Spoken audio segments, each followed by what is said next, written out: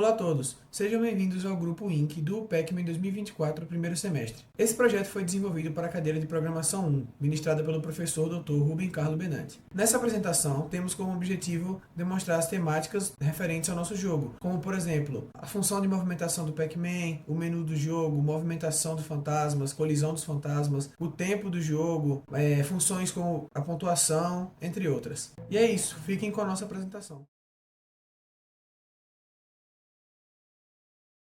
Meu nome é Bruno Silveira e irei explicar o desenvolvimento do menu utilizando a biblioteca NCUSS em C. O objetivo foi criar um menu interativo para um jogo inspirado no clássico Pac-Man. Inicialização da interface. Para começar, a função menu inicializa a tela utilizando init.scr e prepara a interface para não exibir as teclas digitadas utilizando no eixo, e ocultar o cursor usando curlyset definido como false. Isso garante a experiência limpa e interativa para o usuário. Configuração de cores. Foi utilizada a função startColor para habilitar o uso de cores e initPair para definir pares de cores que serão usadas para destacar diferentes partes do menu. Isso não só torna o menu mais esteticamente agradável, mas também ajuda na harmonização visual das opções disponíveis. Desenho do menu. O menu é desenhado utilizando MVPrintW para posicionar textos em locais específicos da tela. Cada opção do menu, como iniciar jogo, tutorial, sobre e sair, é destacada com cores diferentes para facilitar a identificação e seleção por parte do usuário. Funcionalidade de seleção de opções. A função GET é utilizada para ler a entrada do usuário. Dependendo da escolha feita pelo usuário, foram utilizados números de 1 a 4. O programa irá retornar uma ação correspondente ou exibir uma mensagem de erro caso a opção seja inválida, e o usuário irá poder selecionar a opção novamente. Recursividade para navegação. Para permitir que o usuário navegue de volta ao menu principal após acessar o tutorial ou informações adicionais, foi utilizada chamadas recursivas da função menu, garantindo que o fluxo do programa seja controlado de maneira intuitiva e eficiente. Bem, pessoal, meu nome é Sávio e o que eu vou explicar para vocês do nosso código é a função PacMove. Nome autoexplicativo e, bem, pessoal, a função PacMove, ela tem como objetivo cuidar da movimentação do Pac-Man. Nós usamos um sistema de coordenadas para cada vez que o loop while acontece, as nossas coordenadas elas são verificadas. No caso, aqui o Pac-Man vai seguir e aqui ele já está. A coordenada que ele vai seguir, ela é verificada se ela é diferente de um obstáculo, que no caso nós conhecemos como hashtag, que são as paredes no nosso mapa. Ela nos permite fazer o armazenamento da direção escolhida pelo teclado do usuário, da pessoa que está jogando, e também vai verificar se o Pac-Man pode seguir para aquela posição. Ela nos oferece a funcionalidade de portais, para dar um pouco mais de dinâmica no jogo. Quando o Pac-Man passa pelas coordenadas 0 e 10, 0 para X e 10 para Y, ele vai aparecer na coordenada 19 para X e 10 para Y, que seria o outro lado do portal, e vice-versa. E a função premove, ela foi implementada no arquivo pacman.h também. E bem, gente, aqui eu vou deixar um exemplo do nosso código para vocês visualizarem melhor tudo isso que eu falei. Olá, eu sou Isabela Caxias, faço parte do Grupo INC, da turma de 2024.1, e hoje eu vou falar um pouco sobre a função printlab. Então, a função printlab é responsável por imprimir na tela o mapa do jogo. É uma função que está em loop porque constantemente ela precisa imprimir tanto a posição do Pac-Man quanto a posição dos fantasmas, e é uma função que chama outras funções dentro dela. Por exemplo, a função Color Map, que é responsável por atribuir cores aos elementos do mapa. As hashtags, as paredes do mapa representadas por hashtags são azuis. As cerejas são vermelhas e por aí vai. E também a função de colorir os fantasmas, que basicamente dá cor aos fantasmas. Por exemplo, o Pink é rosa, o Clyde é alaranjado.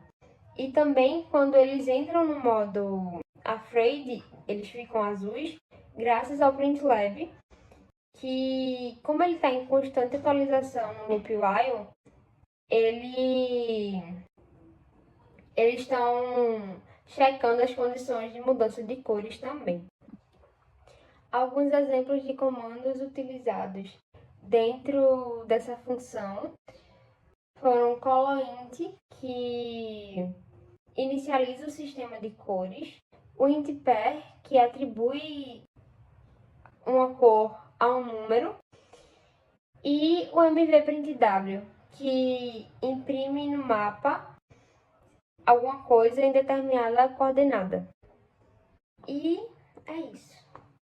Olá, meu nome é Ricardo e eu vim falar das funções Mode Afraid, Time Count, que estão vinculadas ao tempo, e Ghost Mode, que está relacionado com os modos dos fantasmas, que mudam seus alvos em seus respectivos modos. Primeiramente, eu vou falar da Mode Afraid. Ela funciona de uma maneira bem simples. Calcula o tempo que os fantasmas permanecem no modo Afraid. Como ela faz isso? Ela calcula a diferença dos tempos. Se ela for maior que 7 segundos, ele sai do modo Afraid. Agora, Time Count. Essa função é a função de tempo, que muda o modo do fantasma de acordo com o tempo. Após 7 segundos do modo Afraid, ele passa para o modo Scatter, que permanece durante 7 segundos, mudando para o modo Chase, que permanece no modo Chase por 20 segundos, seguindo esse ciclo várias vezes, até que o tempo seja superior a 88 segundos, que ele permanece no modo Chase até o fim do jogo. Agora a função Ghost Mode, ela é composta por um looping que vai desde o Blink até o Clyde, mudando seus alvos de acordo com cada modo. No modo Scatter, cada fantasma tem seu cantinho favorito, como mostra a imagem. No modo Chase, o alvo do Blink é o Pac-Man. O alvo do Pink é a quarta casa à frente do Pac-Man. O alvo do Ink é o dobro do vetor, que começa no Blink e vai até a segunda casa à frente do Pac-Man.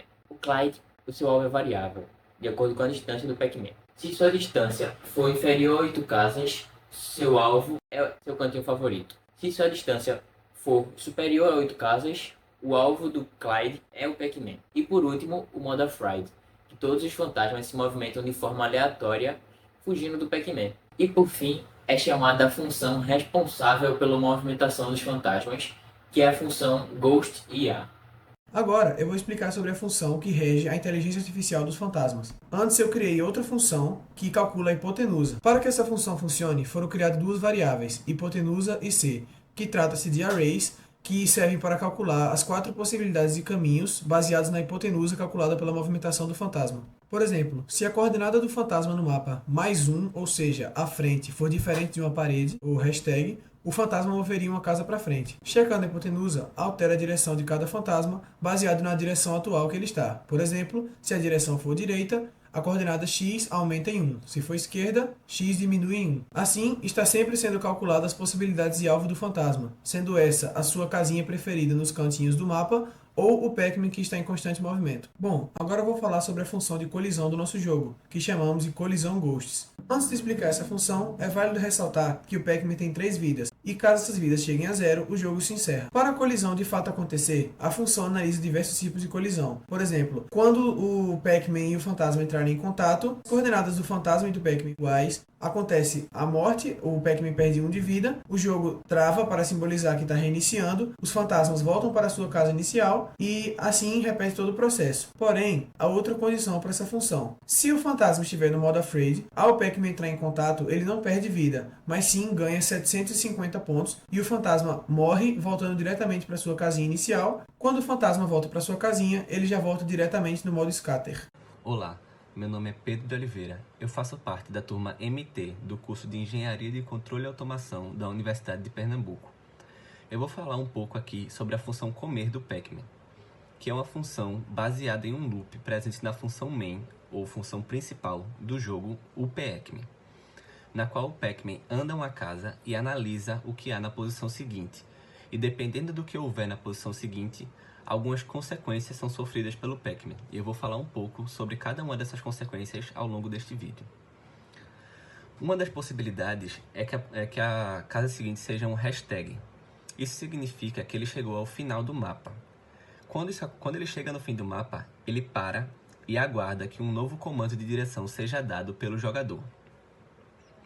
Caso a posição seguinte for um ponto no meio do caminho do Pac-Man, que é chamado de pastilha, esse ponto é substituído por espaço vazio e 10 pontos são acrescidos na pontuação do jogador. Já se a posição for um O minúsculo, que é o chamado pastilhão, esse O minúsculo é substituído por espaço vazio, 50 pontos são adicionados na pontuação do jogador, além de que ele dá início ao modo Afraid dos fantasmas. Já caso a posição seguinte for uma porcentagem, que é a cereja, também aparece temporariamente no mapa, no tabuleiro, essa porcentagem será substituída por espaço vazio e 500 pontos serão adicionados na pontuação do jogador. Por fim, a função comer trabalha em conjunto com a função de colisão, uma vez que, caso a posição seguinte do Pac-Man for um fantasma e ele estiver no modo Afraid, o fantasma será substituído por espaço vazio, ele irá retornar para sua casa e, para cada fantasma que for comido, 200 pontos serão acrescidos na pontuação do jogador. Mas se um segundo fantasma ou um terceiro for consumido, um bônus de 200 pontos será sempre aplicado na pontuação anterior do fantasma. Enfim, esse é um pouco sobre a função comer do Pac-Man. Olá, meu nome é Letícia Raposo, eu sou do grupo INC da turma MT de Programação 1 e hoje eu vou falar sobre a função Cherry, que é a função da cereja no nosso Pac-Man. Bom, a função da cereja, ela é baseada nos parâmetros do tempo e também na colisão com o Pac-Man, porque se ela colidir com o Pac-Man, ela vai desaparecer, mas também ela funciona com o tempo, porque ela desaparece e aparece com o tempo. Bom, a primeira cereja aparece no intervalo de 10 a 20 segundos e a segunda cereja aparece no intervalo de 40 a 50 segundos e a terceira cereja, que é a última, aparece em um intervalo de 70 a 80 segundos. Cada uma são 500 pontos, somando 1.500 pontos na pontuação do jogo. Bom, como é que funciona a cereja e o Pac-Man? A cereja vai aparecer em um intervalo de 10 segundos. Nesse tempo e nesse intervalo, o Pac-Man pode colidir com ela. Como é que funciona? O Pac-Man checa, né, a posição e o tempo. Até porque ele só pode colidir com ela dentro do tempo que ela está dentro do jogo. Então, ele checa a posição, que é 13 e 10. Se ele estiver na mesma posição e no mesmo intervalo de tempo, que é de 10 segundos, ela vai desaparecer. Mas se ele não colidir com ela, o que acontece? Ela desaparece em um intervalo de 10 segundos. Depois desse intervalo, ela desaparece e fica sem aparecer no jogo em 20 segundos. Então, o intervalo para ela ficar dentro do jogo é 10 segundos. Depois passa 20 segundos sem nenhuma cereja no jogo e depois aparece a segunda. E assim consecutivamente. Depois a segunda, depois a terceira. É isso.